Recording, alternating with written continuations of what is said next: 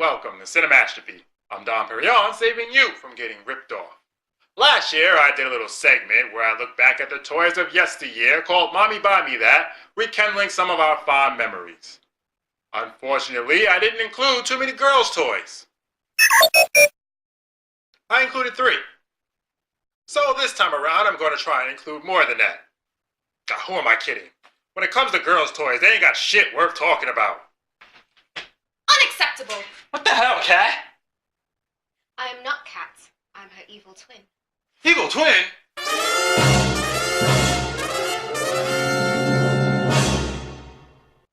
Yes, evil twin. Evil twin?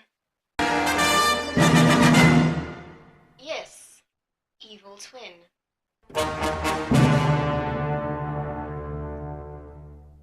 Evil twin. Yes, evil twin. Got it, evil twin. What do I call you? I am Professor Human. Professor Human? Oh, wait, I get it. Kit, car, cat, human. You guys couldn't come up with better names? I can do this all day. Okay, enough. You made your point. Why are you here? Aren't you curious how I got here? Most people want to know how I got there. It's really quite fascinating.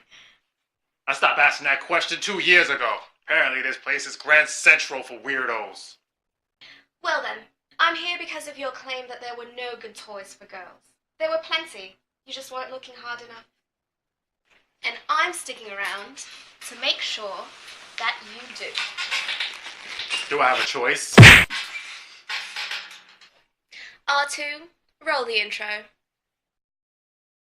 Okay, big boy. We all in? All right. Yeah, making my money out in this one, baby. What the? Oh, bets! Oh!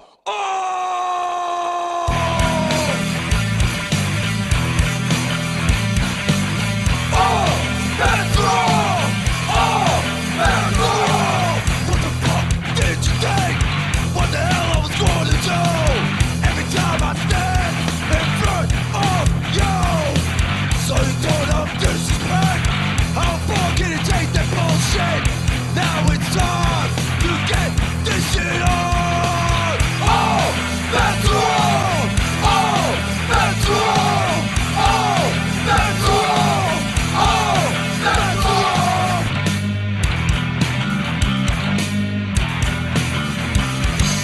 Oh, bats!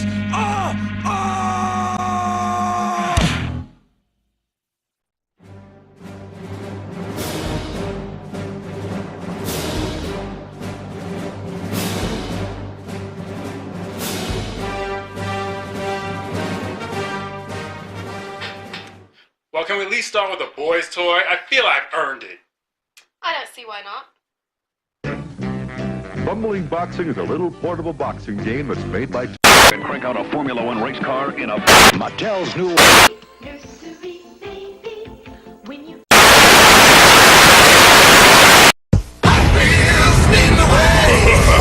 Yeah, I was one of those. In fact, I think every boy was one of those. From a marketing standpoint, this was pretty ingenious.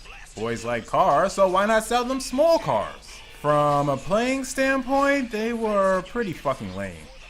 I mean, when you first bought them, they were cool. You'd buy your track pieces and put them together, making it this unraceable track, and then try to race around without crashing, laughing when you did. But then after an hour or two, it got pretty boring. After a week, you just started buying them to collect them. In fact, Hot Wheels is probably the 3rd most collectible item behind stamps and rocks. Hey, I wanted to be a geologist, okay? Then I got smart and I wanted to be Batman. Yeah, it turns out Hot Wheels weren't so hard after all. Feel good about yourself now? No, I won't feel good until you realize that there were no good toys for girls back then. Of course there were. Like the seaweeds. What the fuck is a seaweed? seaweed, icy It's Breezy with Baby Rory and Whiskers Walrus. Mermaids from The Seawees were a bath toy made by Kenner. They were pretty much tiny mermaids. Couldn't they have picked a better way to advertise their product? Why? What's wrong with this? I'm looking at a little girl naked in a bathtub. I didn't think of it much when I was a kid, but now that I'm adult, it makes me feel very uncomfortable. Oh, Dom. This was made in a time before things got so PC, before people would overreact to simple things like this, before this country's innocence was lost, before Pedophiles started spreading like wildfire? Yeah. Okay, we're getting off track here. So what can this toy do? Well, you can comb her hair, and she has a little lily pad thing that comes with a little friend. And You can comb her hair. Boba Fett, Darth Vader, Chewbacca, and 18 other action figures. since we're on Kenner, let's talk about how they capitalize on one of the greatest movie franchises in history, Star Wars. Actually, what else is there left to say? It's fucking Star Wars! That in itself says it all. Hell, these toys were so awesome, they were sold before they were even produced. I'm not making that up. Kenner was literally selling boxes of IOUs before they had a final toy product. Now, if that doesn't signify the epitome of awesomeness, I don't know what does. What about big boobs?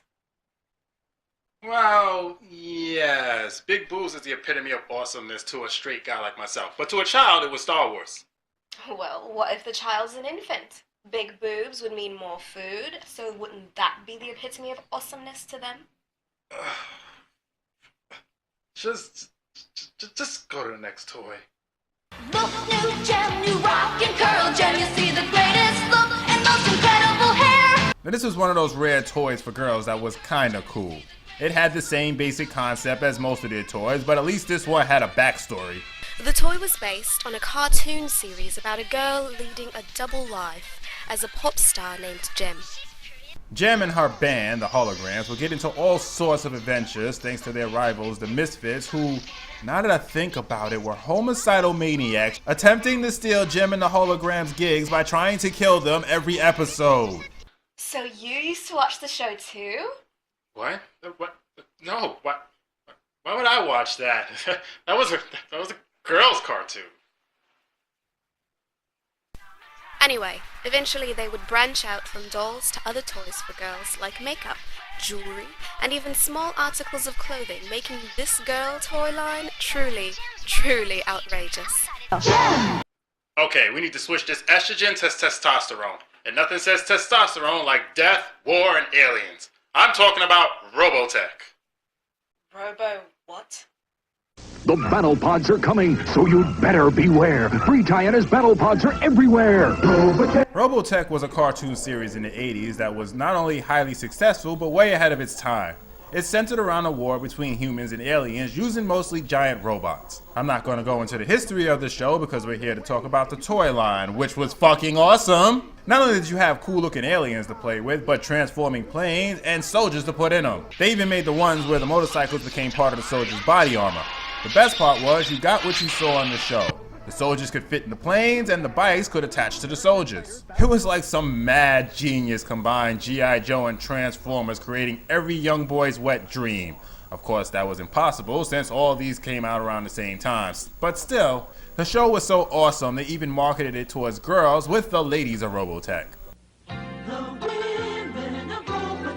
Min May, Robotech beauty queen and singing star, leads a glamorous life. Presenting Min-Man! Between this and Star Wars, there's just too much awesomeness to be contained on one show. In fact, I think I just creamed my pants just remembering how awesome these things were. Yep, definitely cream my pants. Are you going to wash yourself? I think I'll bask in the euphoria for a minute or two. Do you mind if I collect a sample then? What? After these messages, we'll be right